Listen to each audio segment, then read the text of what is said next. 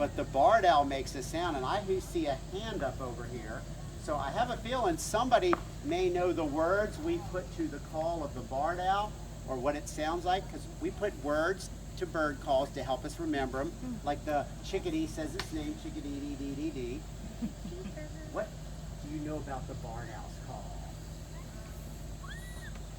It says, who cooks for you, who cooks for you all, in a series of hoots. So see if you can hear, who cooks for you, who cooks for you all, in the sound I'm about to make.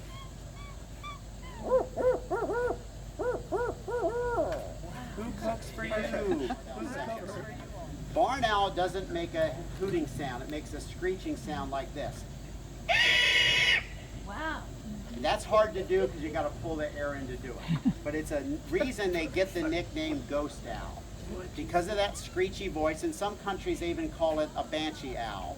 But it makes that hissing sound. Imagine you're in an old abandoned farmhouse, you startle it off of its perch, it jumps up, flash of white under its wings and belly.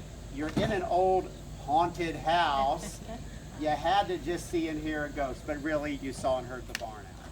If they're upset with each other, or somebody's in someone's territory, they might do what's called caterwauling, which sounds almost like dogs barking or monkeys yelling at each other. And it sounds like this.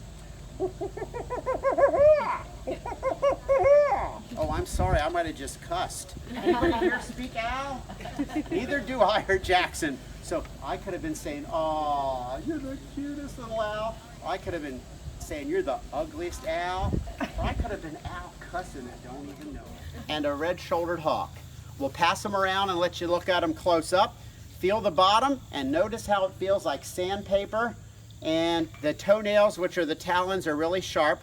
So please don't be that person, and I know there's somebody in the crowd that sees how strong their skin is and how much pressure they can puncture it with.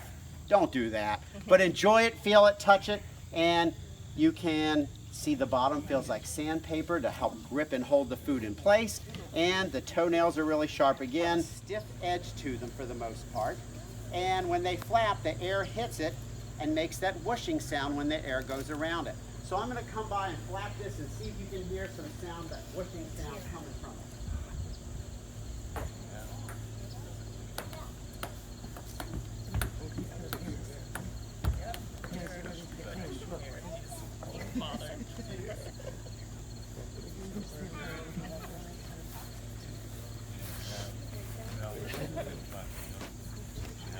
All right, can everybody hear that?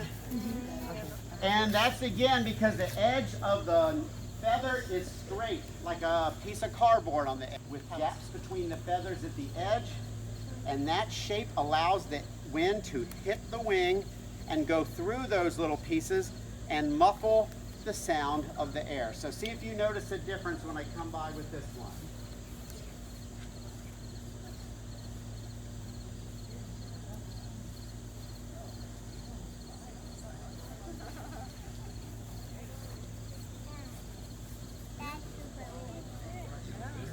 There's a circle on both sides of the owl's face. It's called their facial disc.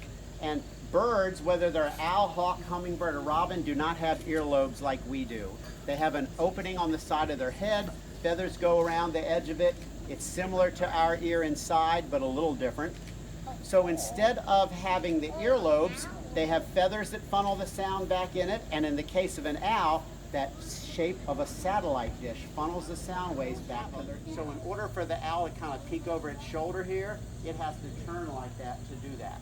Because of that, they have extra vertebrae in their neck, and they can turn to look a little further back behind them, but they can't see out of the corner. The babies come out, most of the raptors are going to be downy, fluffy, white chicks. And then as they get fed every day, they grow a little bit more, and before you know it, they're going to be as big as the parents before they leave the nest. Sometimes they weigh more than the parents, because think about it, food's been brought to them, they haven't been exercising or flying as much because they're not able to. And how does a bird make its babies, mom and dad make its babies leave the nest for the first time, if they're not ducks or ones that get up and go running when they're out? They hold the food away from the nest and talk to the babies and say, look what I got, here's your meal, you want it, you gotta come here. So hunger makes a baby bird take its first flight as a fledgling from give them a name. Some centers say give them a name, and people will think about protecting them more. People will donate money and honor them. Well, when you go up to the porch in a moment, notice the taxidermy mounted barn owl. Somebody stole that stuffed bird as a baby from a nest and raised it in their Waldorf basement. The neighborhood children who were friends of the kids in that household reported it to their parents. Their parents called the DNR police, and they reported it and came and took it away and fined the family, but it was too late. The bird didn't know how to live in the wild. It thought people brought and threw food at it. The reason we don't give them a name. If another prey was to hurt their babies, can they? Any animal, songbirds all the way up to eagles will try to defend their nests, their babies. And so if you were to climb up a tree and try to mess with theirs, the adults would probably dive bomb you and hit you with their feet.